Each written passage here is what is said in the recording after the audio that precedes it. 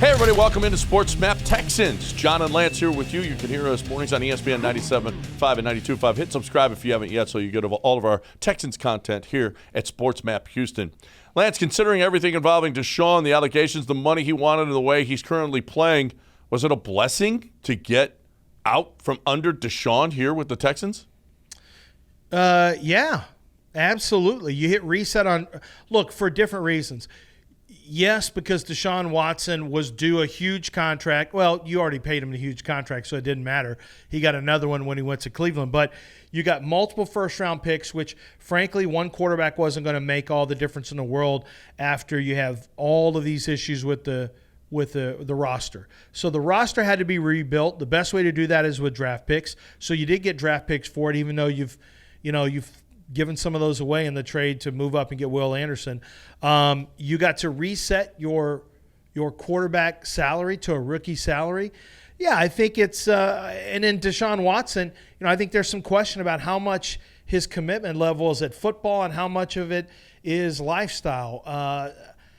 I think they did dodge a bullet with Deshaun Watson. I wouldn't have said that 3 years ago, but it does feel like that right now. Well, with all of the allegations, with him not wanting to play here and sitting out, with everything surrounding him, with how bad he is playing right now, and what we've seen so far of C.J. Stroud, yeah, the Texans won. And, oh, by the way, they wouldn't have a first-round pick next year if it wasn't for the Deshaun trade. And hopefully that's going to be a good – if Deshaun continues to play the way he has and no Nick Chubb now for the Cleveland Browns, there's a chance that that's going to be a pretty good pick. So, yeah, the Texans absolutely have won that trade.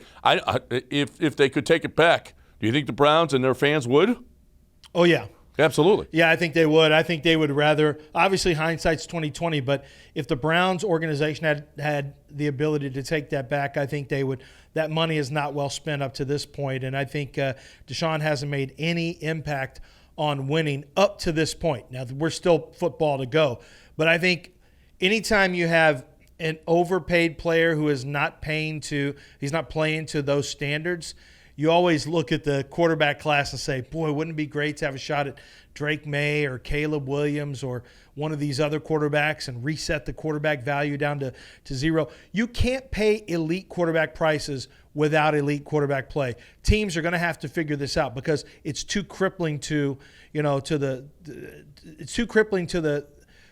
roster building and to the salary cap. And so, yes, Joe Burrow, Josh Allen, Jalen Hurts now, you may have that conversation, obviously, and then obviously Patrick Mahomes, who just got another bump in his contract. That's one thing. These are guys going to Super Bowls. Yeah. But Deshaun Watson? Yeah. No, he ain't going to no Super Bowl. You're paying for hope and pray. No, not anytime soon. He ain't going to no Super Bowl. And neither are the Texans the way they've played defense so far. After Lovey's first 2 games as head coach here, and now D'Amico's first 2 games as head coach here, Lovey's defense was better the first 2 weeks than D'Amico's has been. Yeah. And allegedly, you got Will Anderson, who's supposed to be better. You got better linebackers, allegedly. You didn't have any safeties, though, in the first couple of games. You didn't have Jalen Petrie for the most part in these 2 games. But that they're worse. Does this fall on Caserio or does it fall on D'Amico? Well, a coach has to take a lot of the on-field preparation is going to go to D'Amico Ryans and his staff. So being prepared, coaching them up to find the right run fits. And, yeah, I think if you're not good enough, that ultimately roster has to be looked at. But you still get – and my dad was a coach, and he didn't have the most talented offensive lines. You still are supposed to maximize – what you get out of the talent you have. And I don't think that has been the case in the first 2 games. And I don't think D'Amico Ryans would say that. D'Amico Ryans, there's no way he thinks, well, this is as good as these slappies can play. No, I think they have better talent than they have played. Is it good enough? I mean, I don't know if it's good enough to be a playoff team, but it's better than how they've showed the last 2 weeks and definitely better than they looked against Colts.